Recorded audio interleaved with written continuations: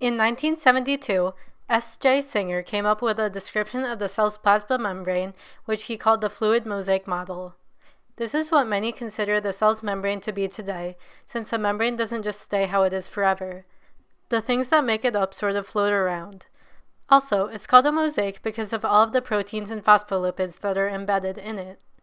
So what the plasma membrane really is made of is these things called phospholipids. They're molecules with a hydrophobic tail and a hydrophilic head. Basically, the tail end of the phospholipid is scared of water, and the hydrophilic head likes water. A word that also describes phospholipids is that they're amphipathic. They have hydrophilic and hydrophobic sides. So what happens when these phospholipids are actually placed into H2O? Well, this is what we'll see.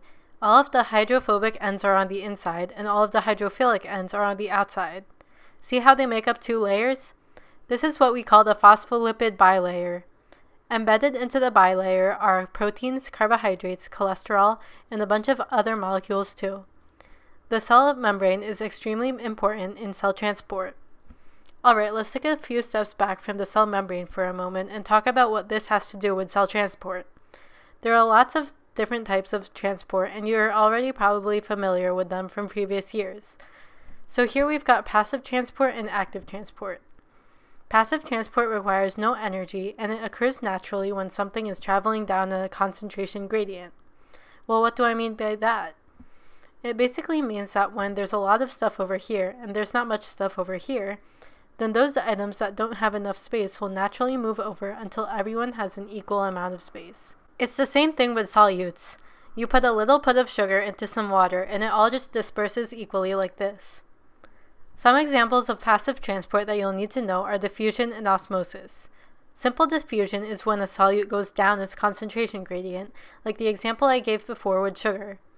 But another type of diffusion, facilitated diffusion, requires the help of proteins, and that's where our cell membrane comes in. Remember all of the proteins embedded into the membrane earlier? Well, those can act as channels for solutes to move through. That's why it's called facilitated diffusion. The proteins facilitate, or help, the solutes move down their concentration gradient. An important thing to remember is that even though facilitated diffusion requires proteins, it still doesn't use any energy, so it's still passive transport. Let's move on to osmosis. Okay, so osmosis is basically diffusion, but it's specifically diffusion of water across a membrane.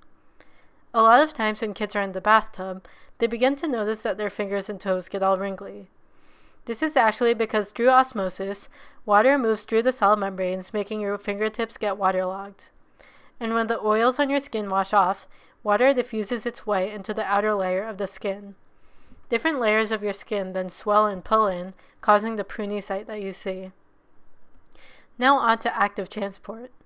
This is pretty much the opposite of passive transport. It requires energy, and it occurs when solutes are moving against their concentration gradient. The cell membrane also plays a big role in this, since proteins and vesicles help move the solutes around. A really good example of this is the sodium-potassium pump, which is a protein that pumps sodium and potassium against their concentration gradients. Na+, a sodium ion, fits perfectly into the protein. When three of them latch on, ATP is used to give it the energy it needs to send those three sodium ions outside of the cell. When that happens, its shape changes so that it now has this sort of affinity for K+ ions, which is potassium. When two of these ions attach to the protein, the sodium-potassium pump sends them into the cell. Since 3 positive ions are going out and 2 are coming in, this results in a negative charge for the cell as a whole when compared to its outside. Let's finish up with going back to the cell membrane now that we know about the types of cell transport. So here we've got a picture of the membrane and all of its components. Those are the phospholipids that we've talked about, and over here is the cholesterol. They're embedded in the inside of the lipid bilayer, and they stabilize the membrane since the membrane is so fluid. Cholesterol molecules help the membrane in this way by making it more rigid at higher temperatures, because the membrane would naturally become even more fluid. And at lower temperatures, when the phospholipids would naturally get closer together, cholesterol prevents this by allowing the membrane to become more flowing. Alright, that's all I have for you today. Thanks so much for watching, and don't forget that if you have any questions about AP Biology or just about biology in general, feel free to comment. Check out my other videos, and I'll see you soon.